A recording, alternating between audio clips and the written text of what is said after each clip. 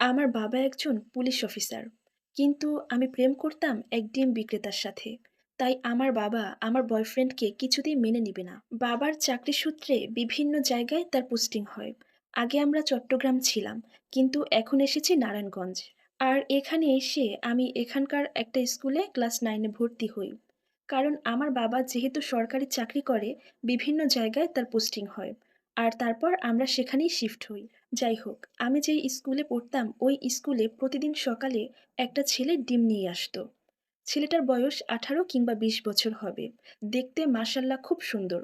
আমি যেহেতু প্রথম এই স্কুলে এসেছি, ছেলেটাকে দেখতাম দূর থেকে আমার দিকে তাকিয়ে থাকতো। একদিন টিফিন টাইমে ওই ছেলেটার থেকে আমার খুব ডিম খেতে ইচ্ছা করছিল। কারণ সেদিন আমার মা অসুস্থ থাকার কারণে আমাকে টিফিন বানিয়ে দিতে পারেনি। তো যেই ভাবনা সেই কাজ। আমি ওই ছেলের দোকান থেকে একটা ডিম কিনে খেলাম। ওর দোকানের ডিমটা খেতে খুব মজা লেগেছিল। কারণ সিদ্ধ ডিমের সাথে সে বিভিন্ন ধরনের মসলা যুক্ত করে দিত। যাই হোক, এরপর থেকে আমি প্রায় ওই দোকান থেকে সিদ্ধ ডিম খেতাম। এভাবেই কিছুদিন পার হয়ে যায়। আমি দেখতাম ছেলেটা দূর থেকে আমার দিকে অপলক দৃষ্টিতে তাকিয়ে থাকে। ওই ছেলেটাকে দেখতে আমারও ভালো লাগতো। মাঝে মাঝে চিন্তা করতাম, এত সুন্দর হ্যান্ডসাম একটা ছেলে ডিম বিক্রি করে কেন? একদিন কৌতূহলবশত আমি তাকে জিজ্ঞেস করলাম, আচ্ছা, আপনি ডিম বিক্রি করেন কেন? তখন সে আমাকে জানালো, খুব ছোটবেলায় তার বাবা মারা যায়। এরপর তার মা মানুষের বাসায় কাজ করে পরিবার চালাতো, কিন্তু এখন তার মা অসুস্থ। তাই তাকে ডিম বিক্রি করে পরিবারের হাল ধরতে হচ্ছে। যেহেতু সে খুব বেশি পড়াশোনাও জানে না, তাই ভালো কোনো চাকরিও পাচ্ছে না। তাই ডিম বিক্রি করতেছে। সে আমাকে আরো জানালো, ডিম বিক্রি করে সে অনেকটাই লাভবান হচ্ছে। তার এইসব কথা শুনে আমার খুব মায়া লাগে। এরপর থেকে আমার ইচ্ছা না করলেও আমি মাঝে মাঝে তার দোকান থেকে ডিম কিনে খাই। যাই হোক, এভাবে সময় যাচ্ছিল। একদিন আমি তার দোকানে গিয়ে তাকে বললাম, আচ্ছা, আপনার নাম্বারটা কি পেতে পারি? আমার যখন মন খারাপ হবে তখন আমি আপনাকে কল করব। কারণ আপনি অনেক সুন্দর করে কথা বলতে পারেন। এভাবেই সেদিন আমি তার ফোন নাম্বারটা নিই। এরপর থেকে মাঝে মাঝে আমি আমার মায়ের ফোন থেকে লুকিয়ে ওই ছেলেটাকে কল করতাম। আমাদের মাঝে অনেক কথা হতো। এভাবে ৬ মাস পার হয়ে গেল। আমরা একটা রিলেশনশিপে গেলাম। আমার বয়ফ্রেন্ড আমাকে মাঝে মাঝেই বলতো, আচ্ছা, তোমার বাবা তো একজন পুলিশ। আমি একজন সামান্য ডিম বিক্রেতা। আমাকে কি তোমার বাবা মেনে নিবে? তার এইসব কথা শুনে আমি তাকে বলি, ভালোবাসা কখনো টাকা পয়সা দেখে হয় না। যাই হোক, এভাবে দেখতে দেখতে আমি এসএসসি পাশ করি। এরপর একদিন আমার মা আমাকে বলল, আমার খালাতো ভাইয়ের সাথে আমার এঙ্গেজমেন্ট সেরে রাখবে। কিন্তু কিছুতেই আমি এই এঙ্গেজমেন্টে রাজি হই না।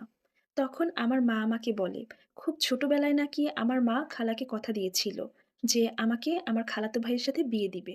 তখন আমি আমার মাকে বললাম, তুমি যেই ছেলেটার সাথে আমার বিয়ে ঠিক করেছো, ওই ছেলেটাকে তো আমি আমার নিজের ভাইয়ের চোখে দেখি। ওকে আমি আমার স্বামীর জায়গা কখনো দিতে পারবো না।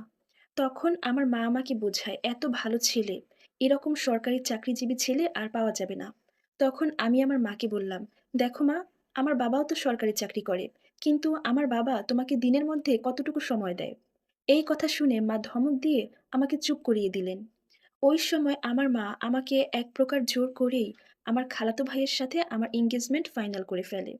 এইদিকে আমি আমার বয়ফ্রেন্ডকে কল করে জানাই যে, তুমি আমাকে নিয়ে এই মুহূর্তে পালিয়ে যাও। নয়তো আমার মা আমার খালাতো ভাইয়ের সাথে আমাকে বিয়ে দিয়ে দিবে।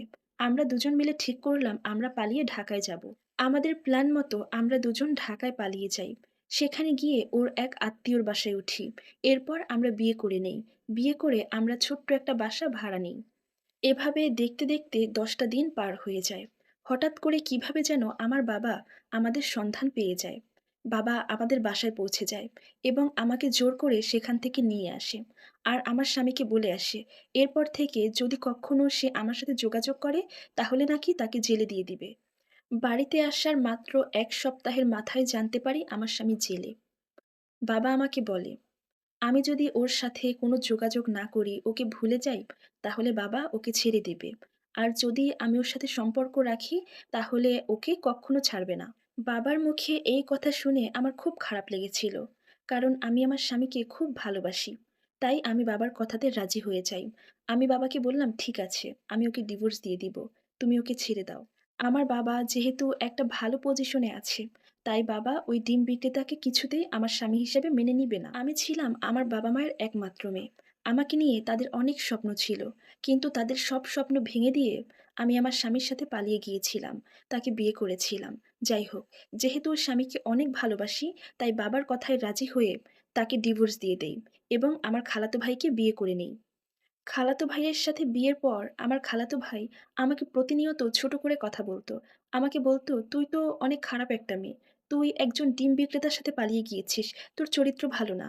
আর এই কথাগুলো আমি আমার মাকে জানাই। তখন আমি আমার মাকে বলি, "মা, আমি এই ছেলের সাথে কখনো সংসার করতে চাই না। আমি আমার ১ম স্বামীকে ফিরে পেতে চাই।" কিন্তু তখনও আমার মা আমার কথা শুনতে রাজি ছিল না।